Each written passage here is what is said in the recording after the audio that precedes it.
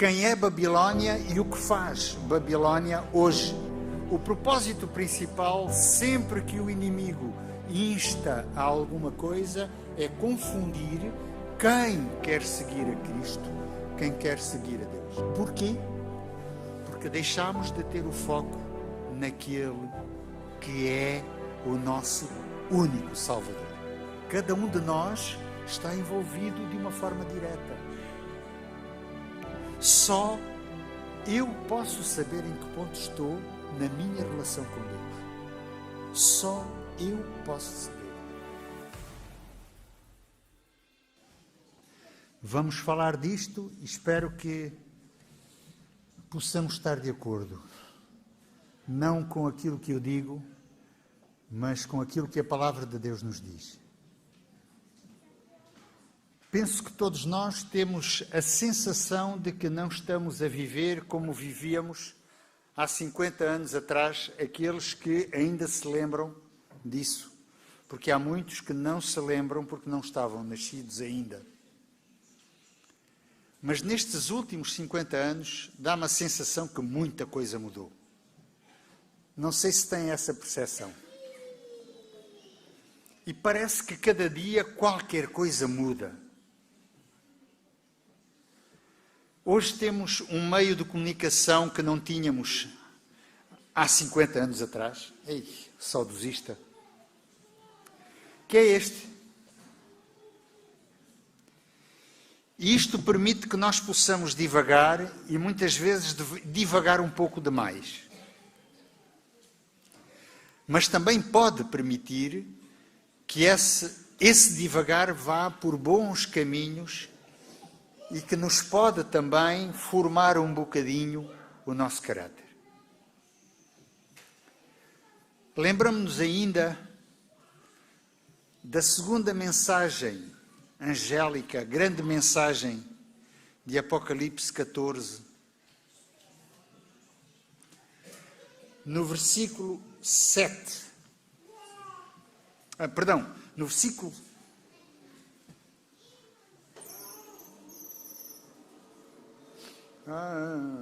8, versículo 8. Como eu tenho sempre isto sistematizado, 7 a 12. Versículo 8 diz: um segundo anjo seguiu dizendo: caiu a grande Babilônia, que a todas as nações deu a beber do vinho da ira da sua prostituição. Quem é Babilônia? Vamos tentar perceber um pouco quem é Babilônia e o que faz Babilônia hoje. E eu digo hoje, o dia de hoje, o dia 4 de fevereiro de 2023. Conhecemos a história de Babel, que conseguimos lê-la em Gênesis capítulo 11, portanto estamos no princípio da Bíblia, e agora lemos Apocalipse, o último livro da Bíblia. Isto quer dizer que afinal Babel existe desde há muito tempo, praticamente ou quase desde o princípio. Lembram-se que depois de Noé portanto, no tempo de Noé ter sido destruída toda a terra e Noé, o único sobrevivente, ele e a sua família, daí surgiram alguns povos. E como todos falavam a mesma língua, todos tinham a mesma maneira de pensar, resolveram todos viver juntos uns dos outros. É natural. Não podemos levar a mal. Mas em determinada altura, pensamos sempre, e eu penso que este pensamento persiste hoje. Pensamos sempre que eu posso. E este povo também pensou, nós podemos, eu posso. O ego, o egocentrismo, centrar em nós aquilo que é a vontade. E decidiram construir um meio de escape. Quando Deus tinha dito agora, temos que encher de novo a terra, foi toda destruída. É preciso encher a terra. E Deus proveu meios para tal. Cada um começou a multiplicar-se, ordem natural da vida, e começaram a encher. Mas em vez de encher a terra, encheram apenas um local. Ora, isto aconteceu com os nossos pais, tiveram que fugir. Epá, se houver outra inundação como a anterior, vamos arranjar um meio de escape. E aqui entra o hino que o nosso irmão cantou. O escape não é aquele que nós pensamos, mas é aquele que nos é oferecido, dado. E em determinada altura, Deus diz o seguinte, Gênesis capítulo 11, versículo 6. O povo é um e todos têm uma só língua. Isto é o que começam a fazer. Agora não haverá restrição para tudo o que eles intentarem fazer. Se eles ousam não seguir aquilo que eu digo, quer dizer que no futuro vão querer ainda mais. Vinde, desçamos e confundamos ali a sua linguagem para que não entenda a linguagem do outro. Versículo 7. E o versículo 8. Assim o Senhor se espalhou dali sobre a face de toda a terra e cessaram de edificar a cidade. Versículo 9. Por isso se chamou o seu nome Babel, porque ali confundiu o Senhor a linguagem de toda a terra e dali os espalhou o Senhor sobre toda a face da terra. Babilônia quer dizer confusão. Local de confusão. Vamos agora voltar ao Apocalipse e vamos ler alguns versículos do capítulo 18.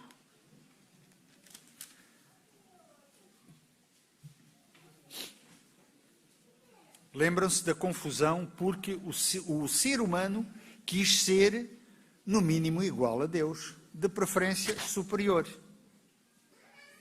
No mínimo.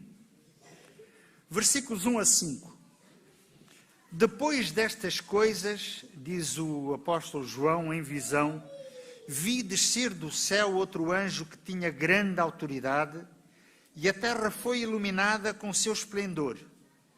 Então este anjo clamou com poderosa voz, caiu a grande Babilônia e se tornou morada de demónios e guarida de todo o espírito imundo e esconderijo de toda a ave imunda e detestável. Pois todas as nações beberam do vinho da sua ira, da ira da sua prostituição. Os reis da terra se prostituíram com ela, e os mercadores da terra se enriqueceram com a abundância da sua luxúria.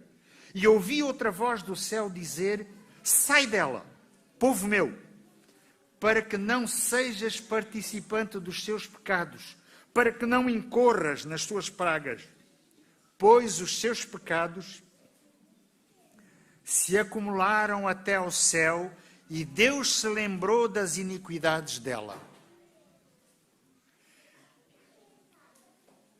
O anjo, mandado por Deus, tem uma mensagem para João, para que João escreva. Estando escrito, nós não podemos alegar ignorância. Isto é uma mensagem para mim, para cada um de nós. Não podemos alegar ignorância. Deus deixou escrito para que não houvesse dúvidas e não houvesse mudanças.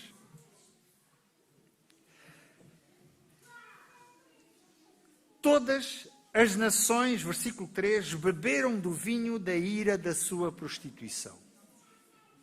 Quer dizer, este poder, ou esta filosofia, ou esta maneira de ser, ou esta doutrina, vai se espalhar e todos vão se misturar e vão se prostituir com Babilónia.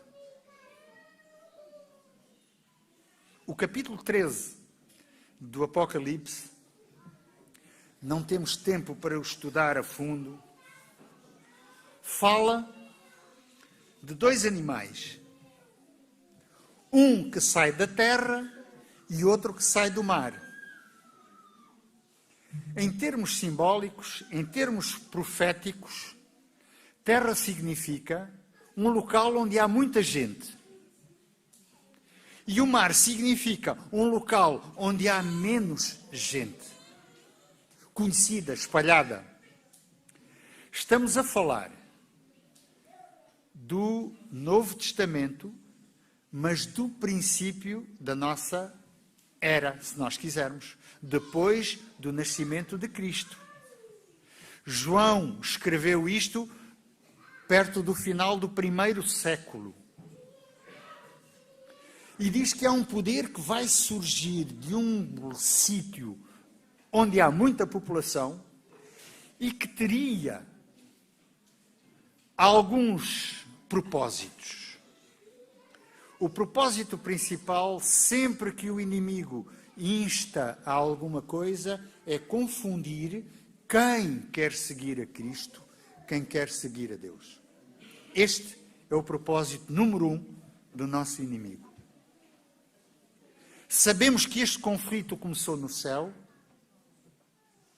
mas o causador do conflito, como é perfeitamente descrito em Isaías, foi expulso. Mais tarde voltou ao céu. Temos uma história muito clara disso. Ele não foi expulso uma vez, foi expulso 2. O que é que estás aqui a fazer? Quando todos se reuniram, aparece quem? O nosso inimigo. O que estás aqui a fazer? Quem te convidou? Estão a ver que o propósito sempre é intrometer-se? Já viste o meu servo Jó? Tu dás-lhe tudo, estás à espera de quê? Nada de especial. Ele simplesmente agradece desta forma. E depois conhecemos a história de Jó e tudo o que aconteceu. Pois é o mesmo indivíduo que depois, nesta terra, quando Deus a criou, veio ocupá-la, e nós conhecemos muito bem a história de como o pecado se intrometeu. E o pecado tem sempre algo que é o eu. Eu quero, eu posso, eu vou fazer. Sempre aquele eu. O egocentrismo. Vemos a consequência de tudo isto hoje em dia. Ainda há pouco foram solicitadas orações por alguns irmãos nossos, são aqueles que nós conhecemos, porque provavelmente haverá muitos outros que não sabemos e que sofrem. E quem está dentro desta área, nós sabemos um pouco o quão muitas vezes é difícil dizer a verdade a quem sofre. Ainda esta semana não tive coragem de dizer a um paciente o que ele tinha. Não tive coragem. Apesar de já ter preparado este culto. Um senhor que me apareceu, vou simplesmente contar um pouco da sua história, ronda os 72, 73 anos, e desde sempre ele diz que anda muito cansado e tosse, e não sei o que eu tenho. E eu perguntei, o senhor é fumador? Não sou, mas fui. E há 46 anos deixei de fumar. Veja bem, há 46 anos. Em teoria, teve tempo para regenerar tudo o que eventualmente terá sido destruído. E aqui há uns tempos atrás pedi um exame mais específico para tentar ver se eventualmente haveria alguma alteração. E ele veio mostrar-me este exame, esta semana passada. E o exame, de uma forma muito clara e transparente, sem rodeios, diz, tem uma massa na base do pulmão direito que é, peço desculpa do toque, uma neoplasia. Quem é técnico de saúde sabe o que quer isto dizer. Com características malignas. Tem um cancro do pulmão que está de tal maneira desenvolvido que provavelmente já não tem solução. Isto é fruto do pecado. Eu estou a contar um caso, quantos há no nosso meio, que nós nem conhecemos. Consequência deste tipo de vida, de proposta de vida que o nosso inimigo nos dá. Mas Deus anuncia que isto vai acabar. Mas esta besta que nasceu da terra é, segundo Apocalipse 13, é um poder político-religioso, ou religioso-político.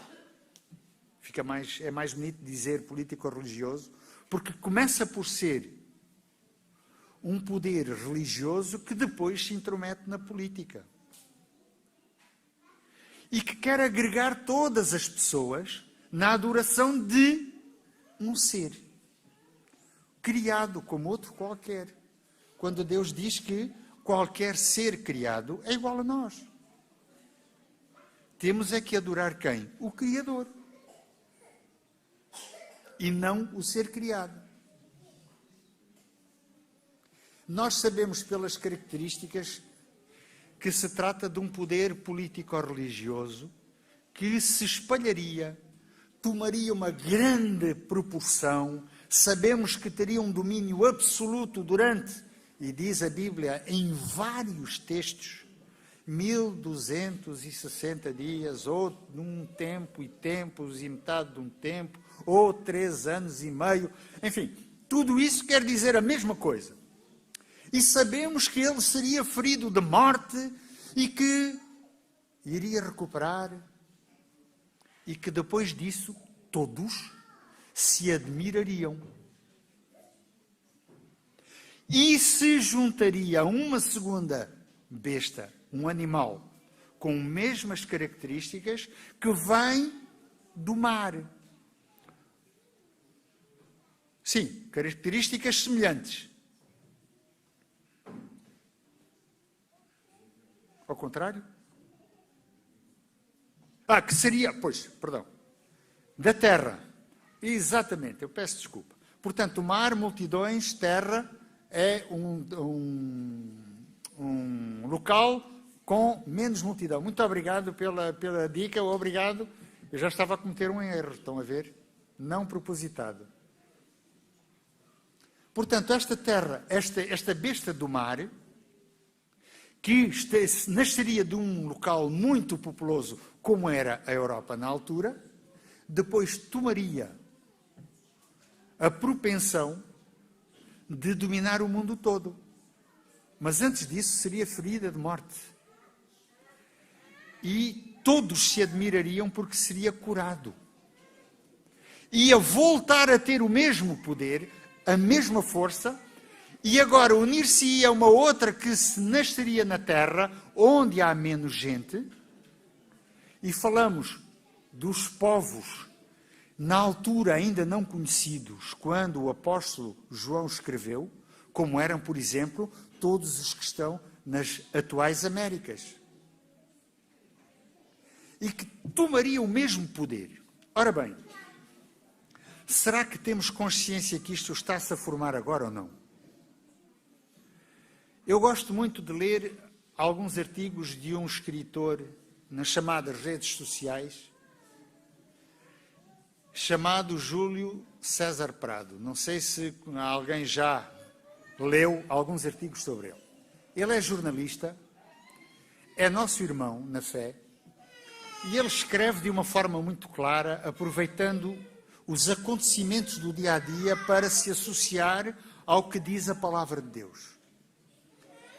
Dia 26 de janeiro de 2023, ou seja, há muito tempo atrás, muito tempo atrás, houve uma reunião da ADRA, onde um representante da nossa igreja foi enaltecer alguns feitos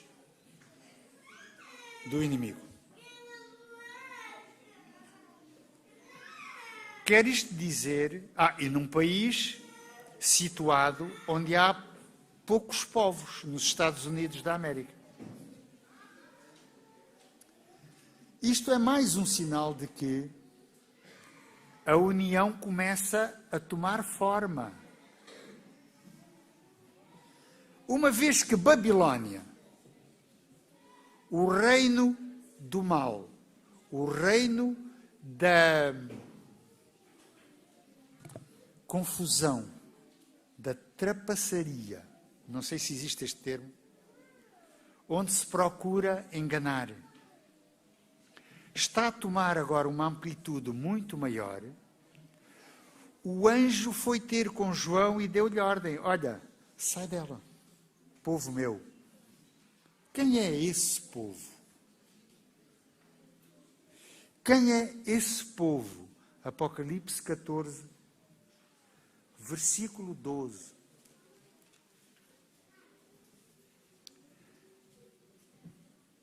Deus chama a este os santos. Aqui está a perseverança dos santos, que tem duas características. Aqueles que guardam os mandamentos e a fé em Jesus. Duas características. Não perder de vista aquele que veio um dia a esta terra para buscar cada um de nós, Jesus Cristo, e que muito antes, mas muito antes de haver universo, já tinha mandamentos, porque é a expressão do caráter de Deus, e Deus já existia antes. E esses mandamentos são aqueles que Deus escreveu com o seu próprio dedo, para que não fosse alterado, e numa pedra, não num papel. Para que perdurasse. Apocalipse 12, 17 diz o mesmo. O dragão, que é o nosso inimigo número 1, irou-se contra a mulher e foi fazer guerra. A quem? Aos demais filhos. E dá as características, as mesmas, não podem ser outras, os que guardam os mandamentos de Deus e têm a fé em Jesus. Ora bem, o que é o testemunho do Espírito de Jesus Cristo? Já fugiu a boca para a verdade. É o Espírito de profecia.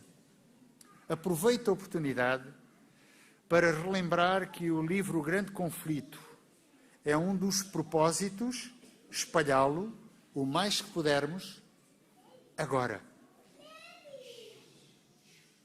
Eu gostava de ler no Grande Conflito, no capítulo 38, o que a irmã White diz. Ela faz referência a Apocalipse 18, que nós já lemos, não vamos voltar a ler, 1 a 5, e a seguir ela diz: esta passagem indica um tempo em que o anúncio da queda de Babilônia, conforme também foi feito pelo segundo anjo do capítulo 14 do Apocalipse, deve repetir-se com a menção adicional das corrupções que tem estado a se introduzir nas várias organizações que constituem Babilônia, desde que esta mensagem foi pela primeira vez proclamada no verão de 1844. Descreve-se aqui uma terrível condição do mundo religioso. A cada rejeição da verdade, o espírito do povo se tornará mais entenebrecido, mais obstinado o coração, até que fique entrincheirado em audaciosa incredulidade. Em desafio às advertências que Deus deu, continuarão a calcar a pés um dos preceitos do Decálogo, até que sejam levados a perseguir os que o têm como sagrado. Estamos a falar de qual mandamento? O quarto mandamento. Cristo é desprezado com o desdém que se lança à sua palavra e ao seu povo. Sendo os ensinos do Espiritismo aceitos pelas igrejas, removem-se as restrições impostas ao coração carnal e o professar religião se tornará um manto para ocultar a mais vil iniquidade. A crença nas manifestações espiritualistas abre a porta a espíritos enganadores e doutrinas de demónios, e assim a influência dos anjos maus será sentida nas igrejas. Porquê? Porque deixamos de ter o foco naquele que é o nosso único Salvador. Meus irmãos, estamos a viver este tempo. Estamos a viver este tempo. Cada vez mais, esta besta vindo do mar está a amplificar o seu poder. Quanto tempo vai isto durar? Vamos ver o que diz a palavra de Deus a esse propósito. São Mateus capítulo 24. E é apenas no capítulo 24, não vamos a Marcos capítulo 13 e a Lucas capítulo 21, que falam todos do mesmo evento. Vamos ler 3 versículos.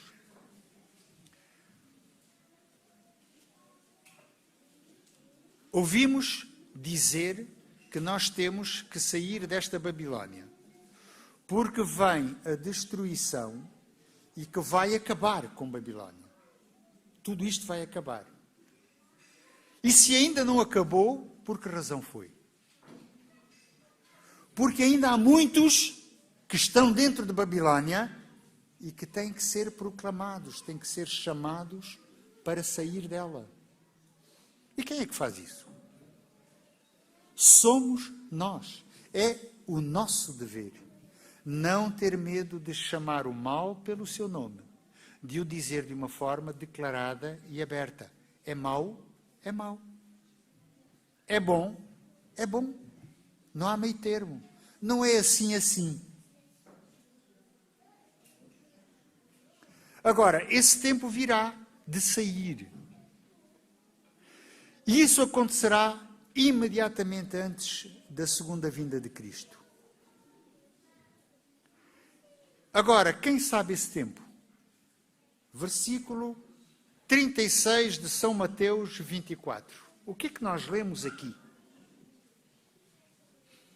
Porém, a respeito daquele dia e hora, ninguém sabe.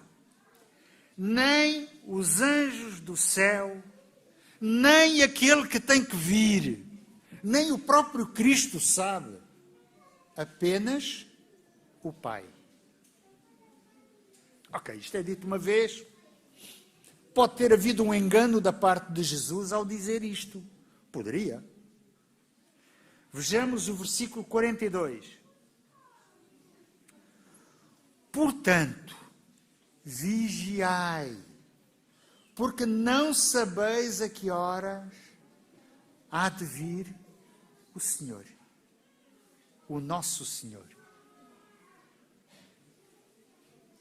E para que não houvesse dúvidas, Jesus diz, no mesmo discurso, a terceira vez, no versículo 44. Por isso estai vós também apercebidos, porque o Filho do Homem há de vir à hora em que não penseis.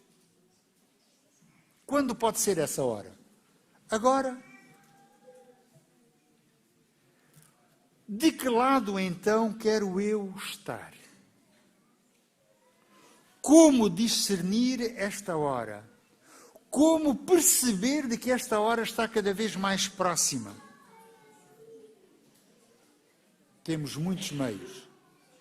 Temos a Palavra de Deus, temos a escola sabatina, que é um privilégio que nós temos de poder estudar a Palavra de uma forma detalhada.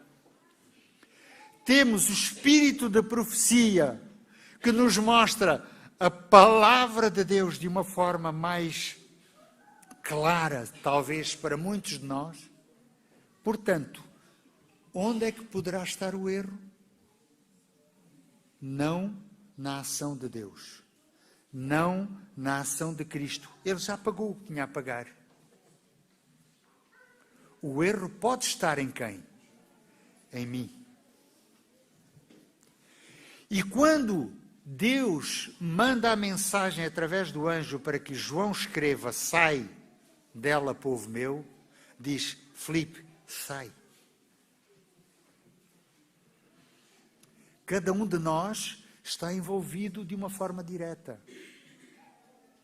Só eu posso saber em que ponto estou na minha relação com Deus. Só eu posso saber. Nem mesmo a minha esposa, com quem eu convivo todos os dias, graças a Deus por ela, há muitos anos.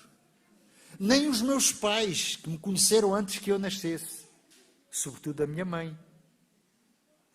Mas eu conhecia a minha mãe por dentro e ela nunca se viu por dentro. Não me lembro de nada, mas conhecia. Estão a ver que cada um de nós é que tem que tomar a decisão de sair, não pode ser outra pessoa. A diferença está quando sair. Como posso eu saber que tenho que sair? Conhecendo os tempos e a lei. Se eu conhecer os tempos, sei em que tempo estou a viver agora. Se eu tenho a percepção que é um tempo de decisões, então é a altura de tomar a minha decisão. E a lei é o meio pelo qual eu conheço o que está certo e o que está errado. E nós, graças a Deus, continuamos a ter à nossa disposição a palavra de Deus. Quanto tempo ainda vamos ter? O dia e a hora ninguém sabe. Portanto, se eu agora ainda tenho a palavra de Deus à mão, é agora que eu tenho que a usar. É agora que eu tenho que a estudar. É agora que eu tenho que aprender. Um dia vai-me ser retirada.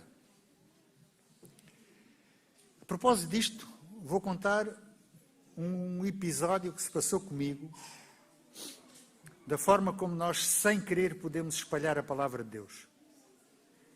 Isto vivi no ano de 1986, se bem me lembro.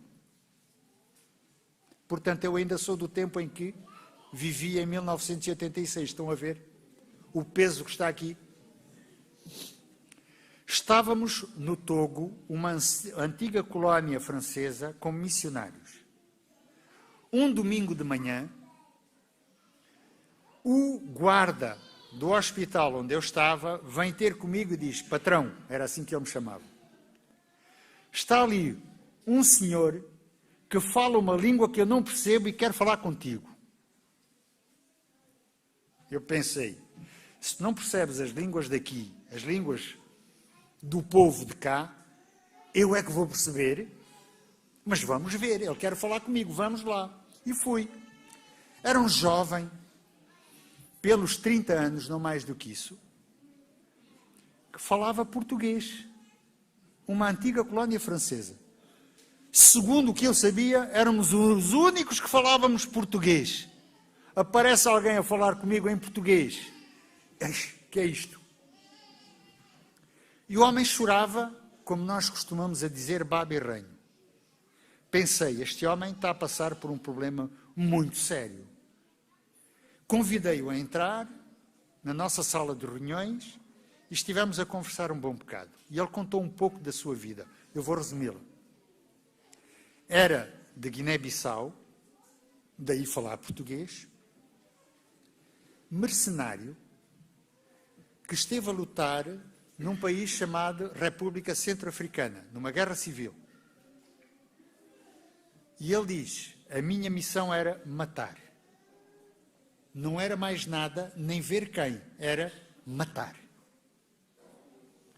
E qual era a estratégia de luta que tinham estes mercenários? entravam numa aldeia, separavam os homens das mulheres, mulheres de um lado, os homens do outro, e perante os homens violavam as mulheres. Depois obrigavam os homens a abrir uma grande cova. E primeiro o ato de guerra. Matavam os homens e as mulheres tinham que arrastar os maridos, pais, irmãos, para dentro da cova. Depois separavam as crianças, matavam as mães e eram eles que punham as mulheres dentro da mesma cova. E por fim matavam as crianças. E isso repetia-se. Não era todos os dias, mas enfim, com alguma regularidade. Este jovem, há 18 meses, que estava neste tipo de trabalho. E era pago para isso.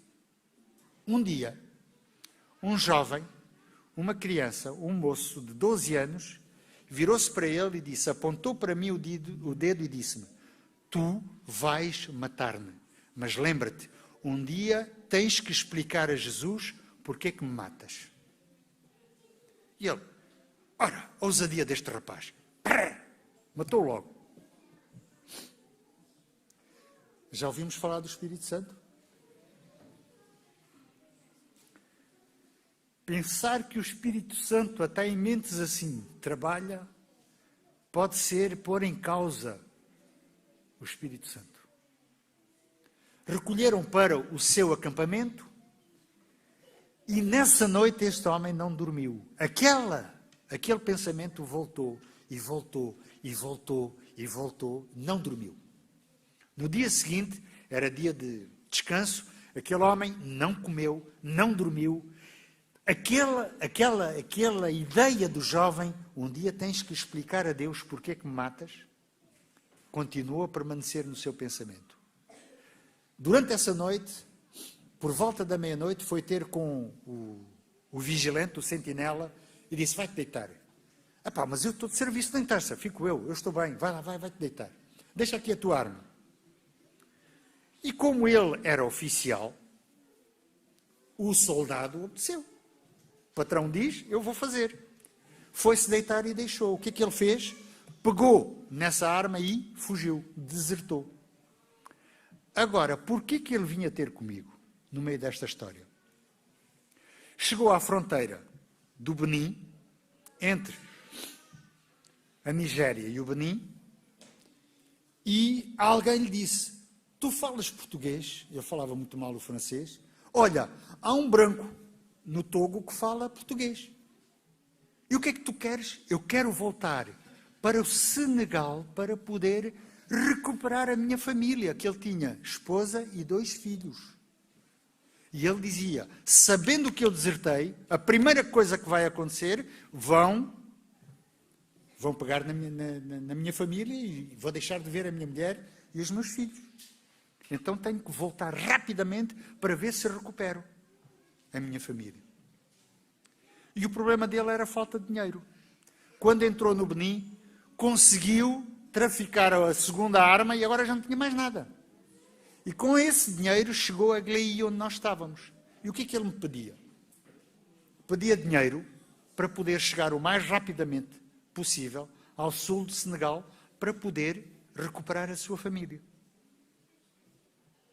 O que é que eu faço no meio disto? Pensei na parte espiritual deste homem e pensei na família, que eu também tenho família. Já tinha 2 filhas. Uma delas era bebé. Fui para casa, fui buscar algum dinheiro, que eu achava que chegava para ele chegar até a parte sul do Senegal. Mas pensei mais, vou dar a este jovem uma Bíblia portátil, daquelas Bíblias pequeninas de bolso, que eu tinha, que eu usava na faculdade sempre. Andava sempre com aquela Bíblia. E era uma Bíblia preciosa que eu tinha, sublinhada, escrita, rabiscada, sei lá. Aquela Bíblia durou muitos anos comigo. Bom, vou dar, pode ser que isto resulte. Juntos oramos, falei-lhe da palavra de Deus, falei-lhe da esperança em Cristo, falei como Cristo esquece tudo o que nós fazemos, o nosso passado, passa um mata-borrão por cima e acabou, começamos de novo. E o homem só chorava. Não dizia mais nada. E depois disse, olha, vais para o Senegal, vais contactar um pastor que está lá, da Igreja Adventista, existe um seminário no sul do Senegal e procura a ajuda deles. E eles vão te ajudar. Até disse o nome do pastor e tudo. E esse homem partiu, desapareceu, foi-se embora. A minha ideia, depois de orarmos, depois de lhe dar um forte abraço e de se ir embora, foi: perdeste o teu tempo e deste algum dinheiro. Conclusão do ser humano. E devo dizer, foi o que eu pensei. Mais ou menos 2 anos depois, o mesmo guarda do hospital, num domingo, vem-me dizer: patrão, está ali aquele que não fala francês, que voltou outra vez. Qual foi o meu primeiro pensamento? O que é que os irmãos acham? Vem buscar mais dinheiro. Mas eu digo, foi o que eu pensei imediatamente. Vem buscar mais dinheiro. Dinheiro fácil, vem buscar mais. Não era o mesmo homem. Ele antes chorava baba e ranho, como eu dizia. Agora tinha um sorriso que eu não via as orelhas dele, porque ia de orelha a orelha. Não era o mesmo. Estende-me a mão, apertou-me a mão com tal força, deu-me um abraço, levantou-me e eu já tinha algum peso a mais. Mas força era coisa que aquele homem tinha. E eu perguntei: anda cá, senta-te aqui, conta-me um pouco o que é que aconteceu. Depois disso, chegou ao Senegal rapidamente, porque conseguiu arranjar boas boleias. Diz ele: aquele livro que me deste, nunca mais o larguei, está aqui, eu venho-te devolver. Eu disse: não, eu dei-te, é teu. O que é que este moço fazia? Tornou-se adventista do 7º dia e hoje é pastor.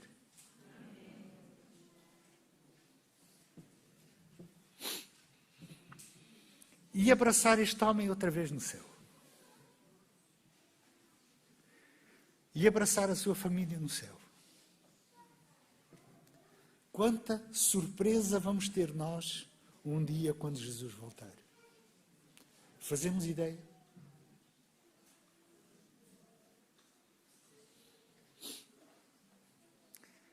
Este é o plano de Deus para cada um de nós.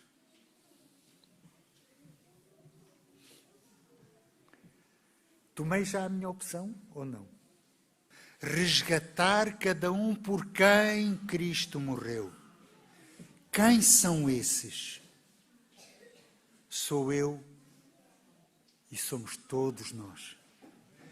Vamos a um último conselho de Deus, de Jesus, que podemos ler em Lucas, capítulo 21, versículos 34 a 36. Lucas, capítulo 21, versículos 34 a 36. Acautelai-vos por vós mesmos, para que não aconteça que os vossos corações se sobrecarreguem de glutonaria, de embriaguez e dos cuidados da vida, e aquele dia vos pegue de surpresa como uma armadilha. Pois cairá sobre todos os que habitam na face de toda a terra. Vigiai em todo o tempo, e orai para que sejais havidos por dignos de escapar de todas estas coisas que hão de acontecer e de estar em pé diante do Filho do Homem. Este é o apelo, é o convite de Deus para cada um de nós. Que resposta dar?